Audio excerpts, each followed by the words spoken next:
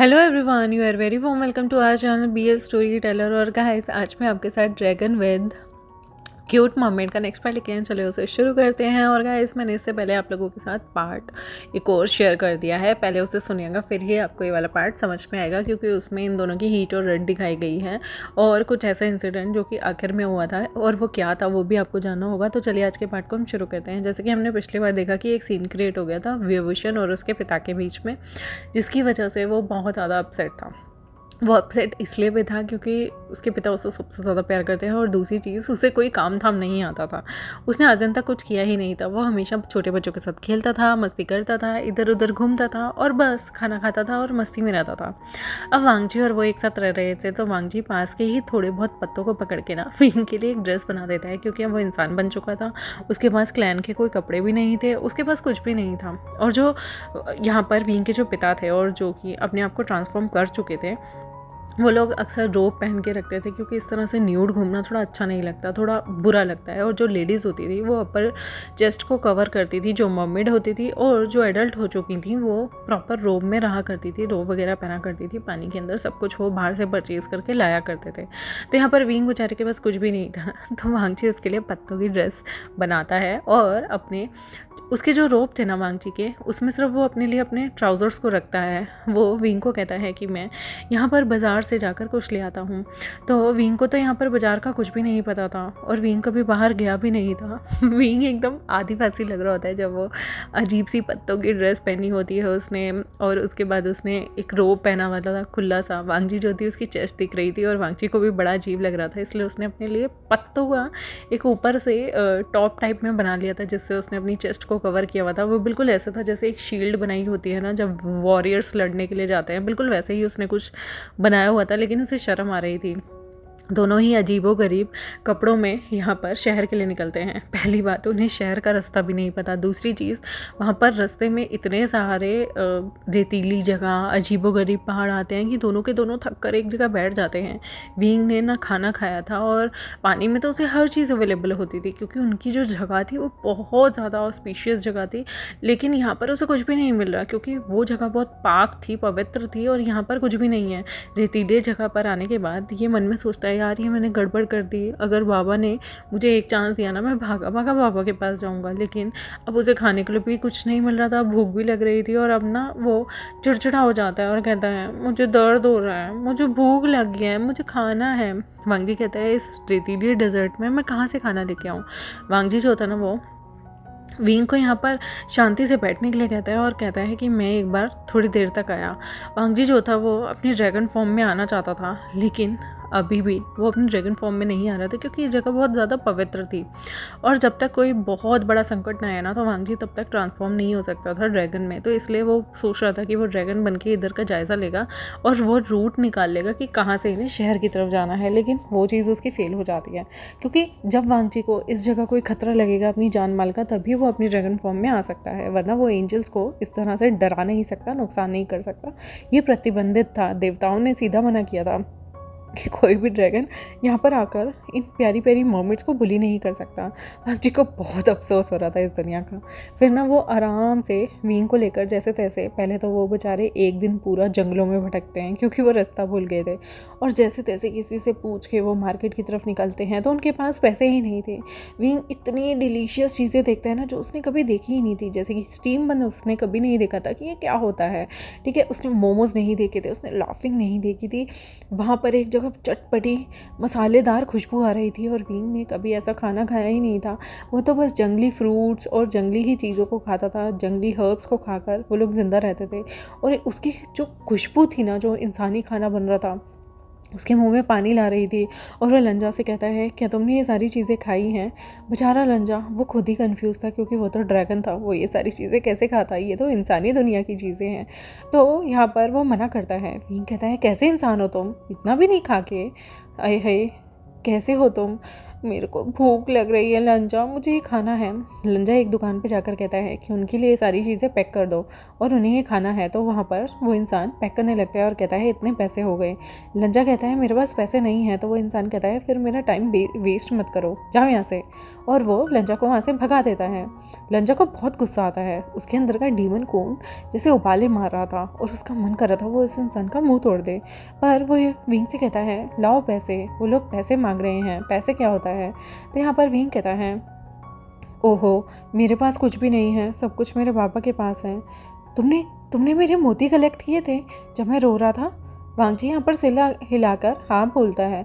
तो विंग कहता है लाओ दो मुझे, वो मोती बेचकर मैं इन लोगों से खाना खरीद सकता हूँ। वांगजी मना करता है और कहता है नहीं, वो मोती तुम्हारे थे, मैं इन्हें क्यों दूँ। विंग कहता है वो मोती बहुत कीमती हैं, हम उससे कपड़े भी खरीद सकते हैं और सब चीज़ें भी, दो ना मुझे मोती। वांगजी मना कर देता है कि नहीं, मैं काम कर लूँगा, मैं मेहनत कर लूँगा, पर तुम्हारे मोती किसी और को नहीं दूंगा। विंग यहाँ पर मुंह फुला के बैठ जाता है और कहता है ठीक है तो मुझे भूखा मार लो, मैं भूखा मर जाऊँगा, उसके बाद उन मोतियों को अपने पास सजा कर रखना, हार बना लेना, गले में पहन लेना। वांगजी को बहुत बुरा लगता है, विंग मरने की बातें कर रहा था ना, इसलिए वो एक मोती निकालता है और उस इंसान को देता है जिससे विंग को खाना था। वो उस इंसान से बाकी के बचे हुए पैसे भी ले लेता है और बाकी जगह से जो जो उन्हें खाना पीना था और जितने भी कपड़े लेने थे उन सब में भी सिर्फ एक मोती देने पर भी, मतलब ये सारा सामान आने पर भी कुछ पैसे बच गए थे। तो वांगजी और वेवुशियन वापस से थोड़ा बहुत सामान खरीद के वापस से उसी रास्ते से पूरा एक दिन लगाकर अपनी जगह पर वापस आ जाते हैं जहाँ पे सारे मर्मेड्स रह रहे थे। वांगजी जो था वो जब यहाँ आ गया था उन्होंने 2-2 3-3 जोड़े कपड़ों के भी ले लिए थे, सारी शॉपिंग कर ली थी, बहुत सारा खाना ले लिया था और विंग बहुत मस्त था। लेकिन विंग जब भी पानी में देखता था ना उसका क्रेविंग होती थी कि वो अपने घर जाए, क्योंकि एक मर्मेड ना उसका नेचर ही बिल्कुल ऐसा है फिश जैसा, जैसे फ़िश पानी के बिना ज़्यादा दिन नहीं रह सकती, ऐसे ही जो हमारा विंग था ना वो भी पानी के बिना नहीं रह रहा था। तो वो ना आराम से जाकर अपनी पैर डालकर ना इस तरह से पानी में बिल्कुल अपने पैर डाल के बैठ जाता है। वो देखता है जितने भी क्यूट लिटिल छोटे छोटे मर्मेड है ना कोई भी उससे बात नहीं कर रहा। विंग उन्हें अपने पास भी बुलाता है लेकिन वो मना कर देते हैं कि तुमसे अगर बात की तो हमें पनिशमेंट मिलेगी। विंग ना सैड हो जाता है और वो कहता है तुम लोग भी मुझसे बात नहीं करोगे। तो वो कहता है नहीं, तुम ना बड़े हो गए हो, इसलिए तुम्हारे पिता ने हम सबको तुमसे बात करने से मना किया है, हम तुम्हारे साथ खेल भी नहीं सकते। विंग गुस्से में वहाँ से खड़ा होता है और वापस चल जाता है और कहता है लंजा तुमने सुना, उन्होंने ना मेरे से सारे रिश्ते तोड़ दिए हैं, मेरे पापा ना मेरी शक्ल भी नहीं देखना चाहते हैं और उन दोनों को बोला है कि मेरे साथ खेले भी नहीं। लंजा मैं क्या करूं बताओ ना, वो लोग मेरे साथ खेलना नहीं चाहते। वांगची यहाँ पर उसके फोरहेड पे किस करता है और कहता है कोई बात नहीं, मैं हूँ ना, मैं तुम्हारे साथ खेलूँगा, बताओ तुम्हें क्या खेलना है। विंग कहता है मुझे उस पानी में जाना है, वो मेरा घर है, बाबा ऐसे कैसे कर सकते हैं, इतने क्रूअल कैसे हो सकते हैं, मैंने कभी नहीं सोचा था मेरे बाबा इतने क्रूअल होंगे, प्लीज़ ना लंजा बताओ ना मैं क्या करूं। लंजा यहाँ पर देख रहा होता है विंग के जो पिता थे ना वो भी यहाँ पर इन छोटे छोटे बच्चों को जासूस बनाकर ऊपर भेजते थे देखने के लिए कि लंजा और विंग के बीच में क्या हो रहा है, लेकिन उन्हें भी अपने बच्चे की बहुत चिंता थी। इसी तरह से लगभग 1 महीना हो गया था, ना ही विंग के पिता ने उससे बात की थी, ना ही वो पानी से बाहर आए थे। विंग यहाँ पर कभी कभी मस्ती करने के लिए पानी में आ जाया करता था, लेकिन वो ज़्यादा गहराई में नहीं जा सकता था क्योंकि उसके पिता ने यहाँ पर एक पूरा का पूरा स्पेल लगाकर एक जगह सेट कर दी थी कि वो इससे ज़्यादा आगे नहीं आ सकता, वो अपनों से नहीं मिल सकता। दूर से ही विंग उन्हें देखा करता था, अपना सैड फेस लेके पानी में से बाहर आ जाया करता था। ये सारी बात जब ना विंग के पिता को पता चलती थी ना उन्हें बहुत दुख लगता था, लेकिन वो ना विंग को सबक सिखाना चाहते थे क्योंकि विंग बहुत ज़्यादा मस्तीखोर था और उसने एक ऐसा डिसीज़न लिया था जिसके जितने भी प्रिकॉशंस होंगे, जितने भी रेप्रिकॉशन होंगे वो उसे खुद से लेने होंगे, उसे सारे रिजल्ट खुद ही बियर करने होंगे। और जिसकी वजह से विंग को पता था कि उसके पिता बहुत नाराज़ हैं। वो कितनी बार ना ऐसे हवा में बुलबुले बनाकर सॉरी भी भेजा करता था, पर कोई फ़ायदा नहीं क्योंकि स्पेल लगी हुई थी, इसलिए ना ही वो खुद अंदर तक आ सकता था और ना ही कुछ। एक दिन तो इंतहा हो जाती है विंग की, विंग सीधा जाकर उस स्पेल जहाँ लगी हुई थी उधर ज़ोर ज़ोर से मारने लगता है।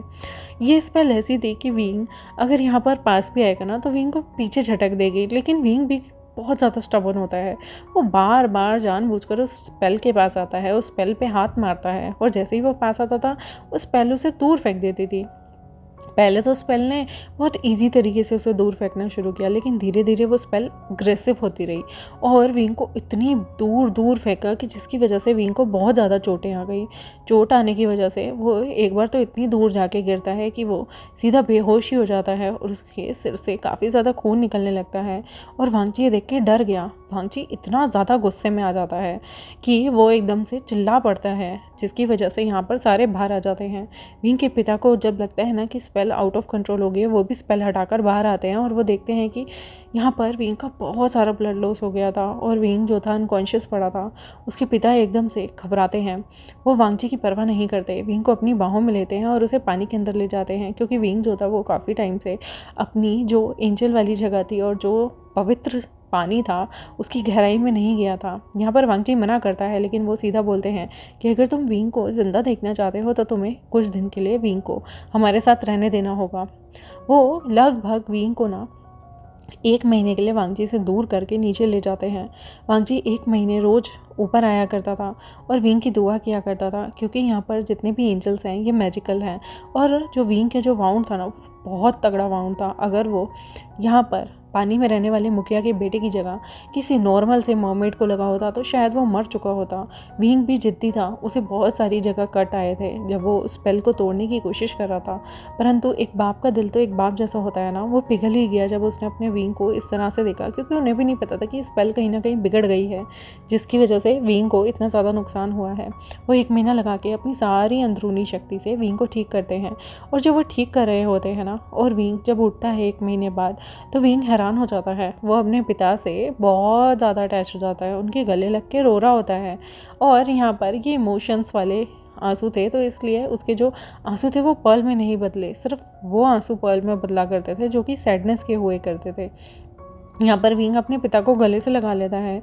उसके पिता उसे बोलते हैं कि वो 1 महीने से बेहोश था और तब से यहाँ पर है।